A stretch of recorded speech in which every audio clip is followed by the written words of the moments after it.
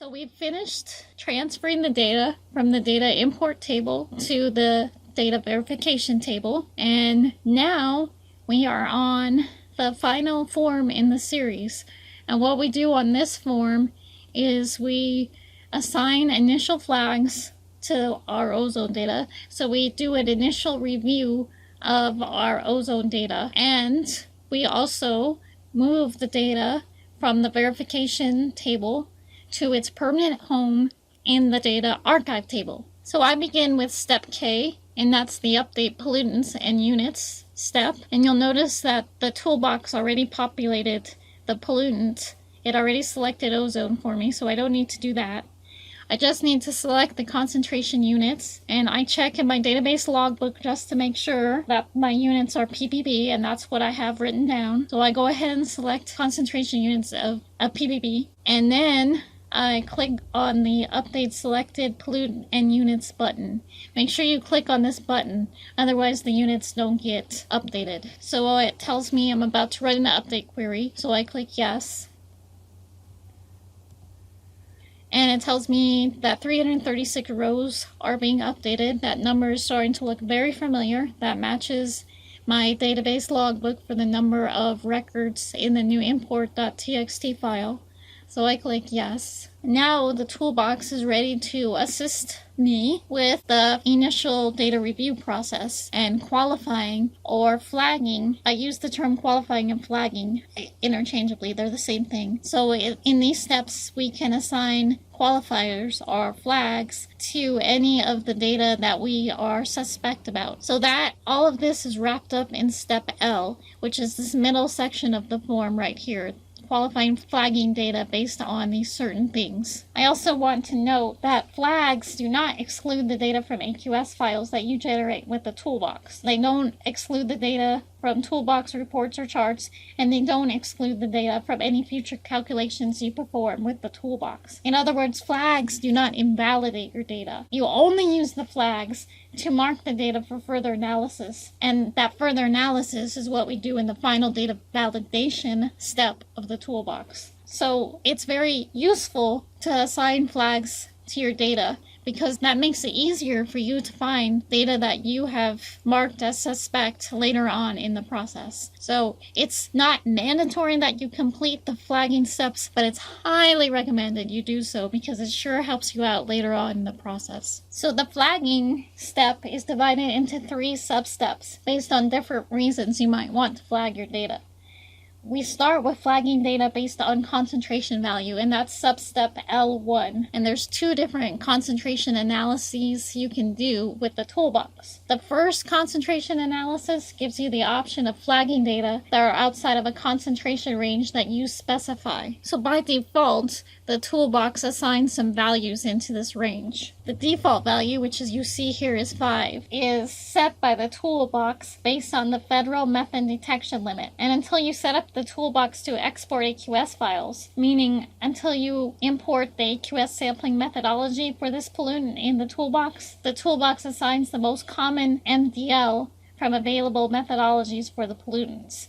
So I haven't imported AQS sampling methodology into the toolbox yet, and in that case, I would like to look up the MDL for my sampler to make sure that it's close to what the toolbox is using. So I can click on this, click here to research most current MDL data link, and that will bring me to the AQS link that shows the MDLs. I'm not going to do that now, but I did it before I started this import, and I know that for my sampler, the MDL is 5, so the toolbox already has that in there. If it wasn't, I could change this value to something else. But remember, when I close this form, that value will go back to the default. So every time you want to use a new value here, you need to enter it for each import. The maximum value, default value that the toolbox used is 999, and that is not anywhere near values that I get from my ozone concentration monitor. So I want to change that to a value that is more relevant for my data. So I looked in my owner's manual for my sampler, and it lists the absolute maximum value as 500 parts per billion. So I'm going to change that $9.99 value to $500. And the way I do this is just use my mouse and highlight that $9.99 value, and then just simply type over it on my keyboard. And remember, once I close this form, that's going to go back to $9.99. So I need to change that every time I do an import. So now that I've adjusted the range to my liking, I can click on this next button, which is display data outside of this concentration range. So I'll click on that and see what happens. Okay, so the toolbox found two concentration ranges that are very, very negative, 6,999. I'm guessing this is some error value that my sampler spits out. So these, I definitely want to qualify these. So in order to qualify them, all I need to do is close the query, and I click on the lower X to do that. Then I click on the qualify these monitoring data based on these out of range concentrations. When I do that, I get a little message box, and it tells me that this step is going to qualify the out of range data. However, it's also telling me that, remember, it does not exclude the data from AQS, and remember to be sure to complete the final data step if you want to exclude that data from AQS. So that's useful information to remember. So I click OK. And it says it's about to run an update query. Yes, I wanted to do that. And it tells me there's two rows it's going to update. And those were the two rows that had the negative 6,999 values. So I click yes. And I record in my database logbook that I flagged two values that had very low concentration values. The next concentration analysis that you can do with the toolbox is the consecutive measurement difference analysis. And what this does is it flags data where the difference between consecutive values is greater than some number. So in this case, by default, the toolbox assigns that number as 15 parts per billion for my data. It is 3 times the default minimum. So my default MDL value was 5, so the toolbox does 3 times that as 15. If you want to use some other value as the consecutive measurement difference value, you can just highlight it and type over it. Again, every time you close this form and reopen it, you have to enter that value because the toolbox doesn't save the value that you enter into that little box. And this check is useful since if your sampler is running properly, your data should not fluctuate wildly from 1 hour to the next. I'm going to stick with the default value that the toolbox assigned of 15 parts per billion. And in contrast to the prior concentration check that we just did with the acceptable range, this one you can't view the data before you qualify it. So once you click on this data, it qualifies it without you being able to view the data first. But that's okay because remember that qualifying or flagging your data does not invalidate it. It only puts a flag there for you to look at it again in the final data validation step. Also note that this step can take several minutes to run if you have more than a month's worth of data. So if you have a huge data set, you might not want to run this check because it can take a long time. But for the standard 2-week data set that I have, it's not going to take very long. So I'm going to go ahead and click on this button and see what happens. Okay, it tells me it's about to run an update query, so yes. And then it tells me it's going to update 9 rows. So that means that there were 9 rows where the consecutive measurement between the two values was greater than 15 parts per billion. So I'm going to click on yes because I want the toolbox to go ahead and flag those. And remember that if any time you want to see what flags the toolbox has added to your data, you can click on this multi-use inspect data verification table button and you can look at your data. I'm going to just continue on with step L2, which is QC data from what you have entered. So with this step, I can flag my concentration data based on any QC checks I've entered. And that's why we highly encourage you to enter your QC checks before you import your data. So in this little box, the toolbox displays all of the QC checks that you have entered into the toolbox for this particular sampler. And the most recent checks are always at the top. What to look for here is the qualifiers. So if there's any qualifiers here in this qualifiers area, that means you might want to flag your concentration data based on these flags. So I see there is a flag for one of my QC checks. So I'd like to look at this QC check in more detail. And the way I can do that is click on the check to highlight it. And then if I click on display QC data applicable to this time period, I can look at the check in more detail. So if I scroll to the right using my horizontal scroll bar, I can see that this was a 0 qualifier, and now I remember, oh yeah, that's where I had that really high 0 value. And then I did some maintenance on the sampler to fix it. So I can close this query by clicking on the lower X, and I'm back in my form, and I see that the second check on 8/8/2013 was at 8:50 a.m. and that was the check where the 0 passed, and you can tell that because there are no flags here. So the period between 8:02 and 8:50 is kind of questionable because I was working on the sampler and I don't know what was going on. So I'd really like to flag the concentration value at 8 o'clock based on this failing QC check. So I can click on the qualifying monitoring data based on these QC data, and what pops up then is a little range where I can select what data I want to qualify. So I want to only qualify my one data point because after 8:50 I fixed what was ever wrong with my sampler and everything after that was fine, but that 8 o'clock one was questionable.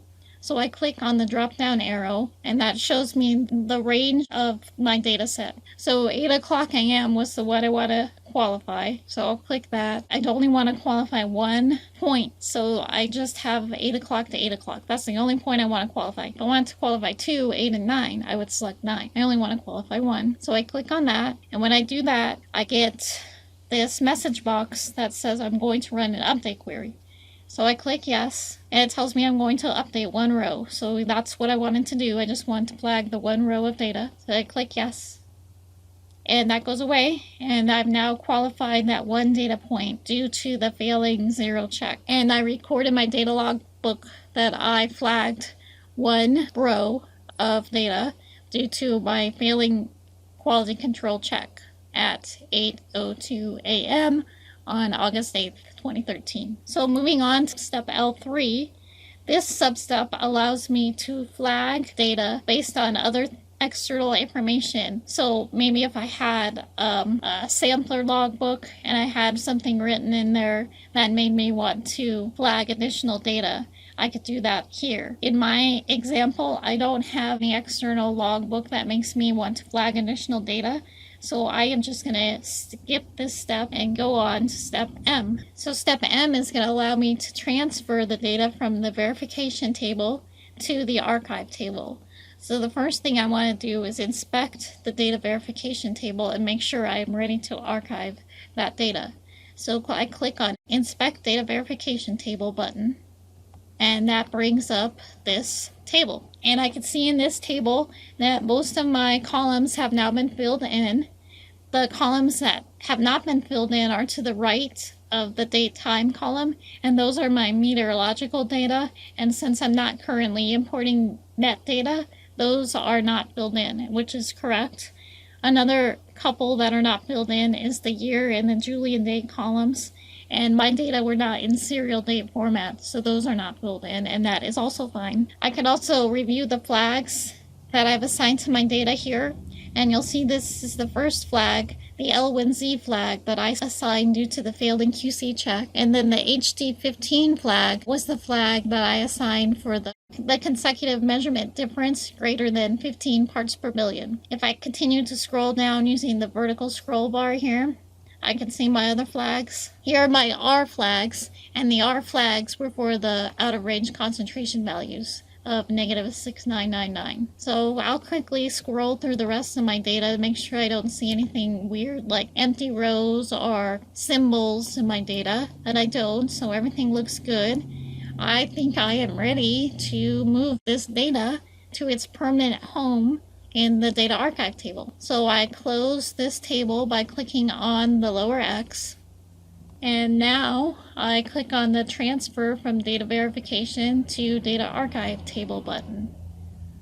And I get this message box, and this time it's an append query because I'm adding records to the archive table. So I click yes. And 336 rows, that is the number of rows that were in my new import text file according to my data logbook. So I click yes again. And the data have now been archived. The data archive table is the third and final table in the series, and that is the permanent home of the data. So the next step is to look at the data in the data archive table and make sure that all of it got transferred and that there is nothing strange about the data. So I click on the Inspect Data Archive table.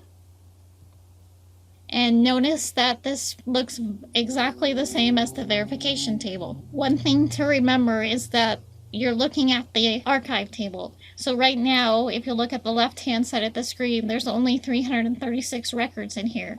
But every time you import data into the toolbox, it goes into this table. So eventually you're going to start seeing a lot more records in this table. It doesn't include only the records that you're currently working with. It includes everything that you've ever imported into the toolbox. So I can scroll through this quickly and make sure it's fine. I don't see anything weird about my data. I don't see any blank data or any symbols or anything strange. And then I can click on this lower X to close this table. So now that my data have been archived, what I need to do is remove the data from the data verification table and the import table. And it's very important that you do this step because that gets you ready for the next time you import data. You have to get that data out of there in order to import new data. So I begin by clicking on the Clear Data Verification Table button.